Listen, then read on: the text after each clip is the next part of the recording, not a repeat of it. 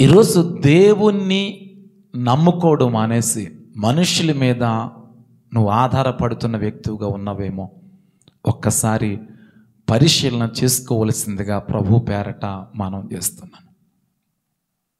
దేవుడు నీలో ఉంటే, దేవుడు నీ ఇంట్లో ఉంటే, దేవుడు నువ్వు కలిగి ఉన్న వ్యాపారంలో, ఉద్యోగంలో, నువ్వు చదువుతున్న చదువుల్లో ఉంటే నీకు బహు లాభము అనే సంగతిని గుర్తు చేస్తున్నా. దేవునిని పక్కన పెట్టి ఏది చేయొద్దు. దేవునిని పక్కన పెట్టి ఏ పనిని కూడా చేయొద్దు. నీ ఇంట్లో ప్రభు ఉండాలా, నీ జీవితంలో ప్రభు ఉండాలా. ఎందుకు చెబుతున్నానంటే పరిశుద్ధమైన బైబిల్ గ్రంథములో 46వ కీర్తన 5వ చరణములో ఇలా వ్రాయబడి ఉంది. దేవుడు ఆ పట్టణములో నున్నాడు, దానికి చలనము లేదు.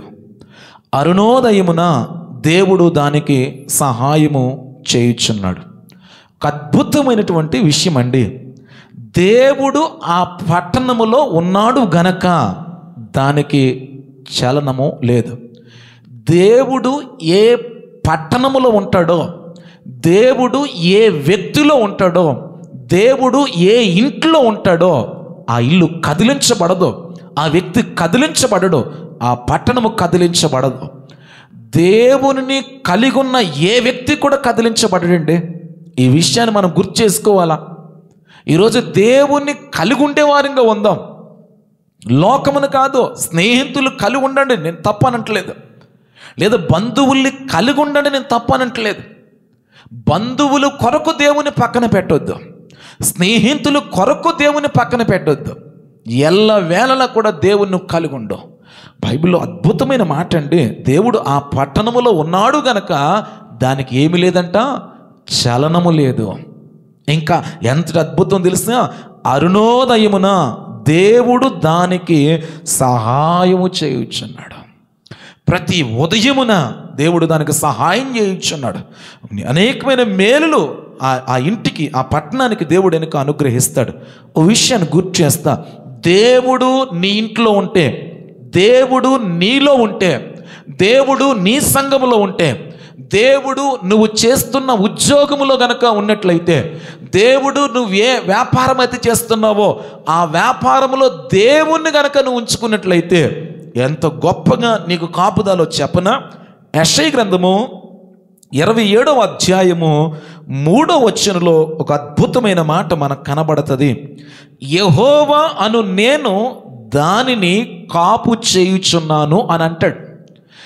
ఏ ఇంట్లో అయితే దేవునిని ప్రధానుడిగా పెట్టుకుంటారో, ఏ ఇంటికైతే దేవునిని అధిపతిగా నియమించుకుంటారో, ఏ వ్యక్తి అయితే దేవునిని ప్రధానునిగా నియమించుకుంటారో, బైబిల్ చెప్పిన మాట, యెహోవా అను నేను దానిని కాపు కాయుచున్నాను.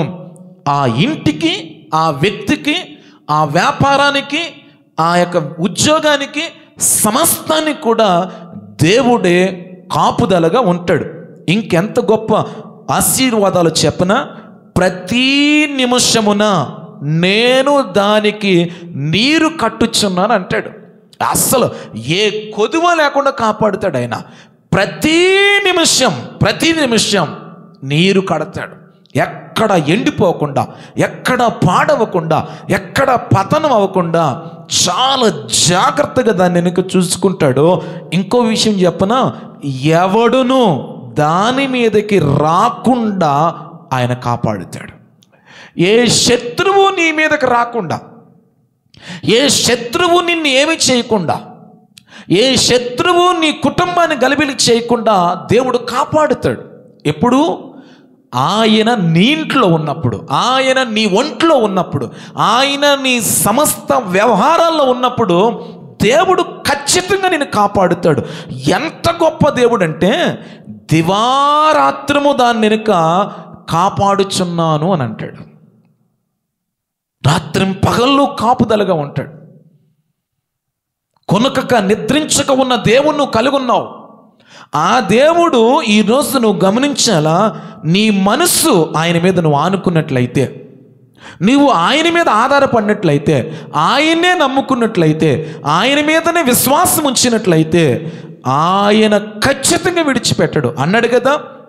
అదే యెషయా గ్రంథం 26వ అధ్యాయం 3వ వచనంలో, ఎవని మనసు నీ మీద ఆనుకొనునో వానిని నీవు పూర్ణ శాంతి గలవానిగా కాపాడుదువు. ఎలయనగా అతడు నీ యందు విశ్వాసం ఉంచి ఉన్నాడు.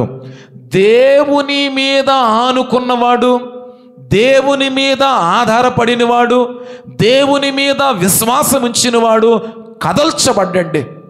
అసలు కదల్చబడ్డం, నిర్భయముగా ఉంటాడు, నిర్భయముగా ఉంటాడు.